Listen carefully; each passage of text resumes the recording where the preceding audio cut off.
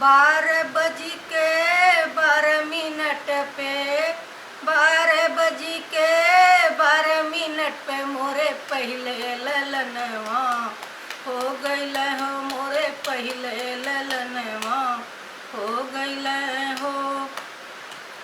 पहले पहले अपने अम्मा बोलवली पहले अपने अम्मा बोलवली सासू से झगड़वा हो गईल हो। सासू से झगड़वा हो गईल हो।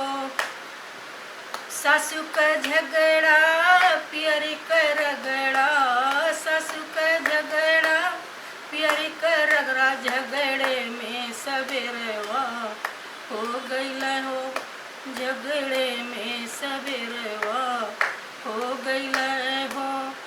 12 बज के 12 मिनट पे 12 बज के 12 मिनट पे मोरे पहले ललनवा हो गईल हो। मोरे पहले ललनवा हो गईल हो। पहले पहले अपने भाभी बोलवली पहले अपने भाभी बोलवली जेठनी से झगड़वा हो गईल हो। जेठनी से झगड़वा हो गईल हो। जठनी का झगड़ा सिकड़ी का रगड़ा जठनी का झगड़ा सिकड़ी का रगड़ा झगड़े में सवेरवा हो गईल हो। मोरे पहले ललनवा हो गईल हो। 12 बज के 12 मिनट पे 12 बज के 12 मिनट पे मोरे पहले ललनवा हो गईल हो। मोरे पहले ललनवा हो गईल हो।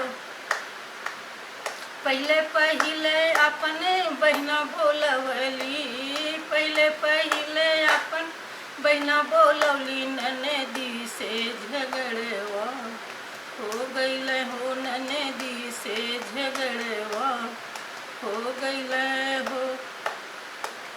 ननदी का झगड़ा कंगना के रगड़ा ननदी का झगड़ा कंगना के रगड़ा झगड़े में सवेरवा हो गईल हो। झगड़े में सवेरवा हो गईल हो। मोरे पहले ललनवा हो गईल हो।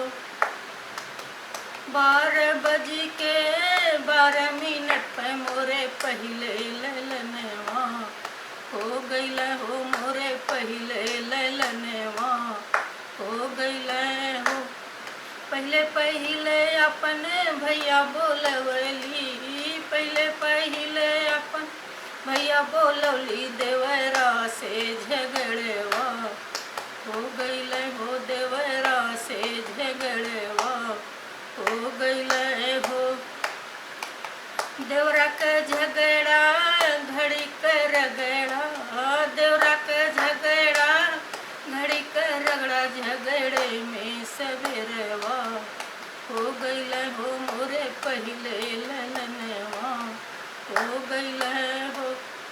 12 बज के 12 मिनट पे 12 बज के 12 मिनट पे मोरे पहले ललनवा हो गईल हो। मोरे पहले ललनवा हो गईल।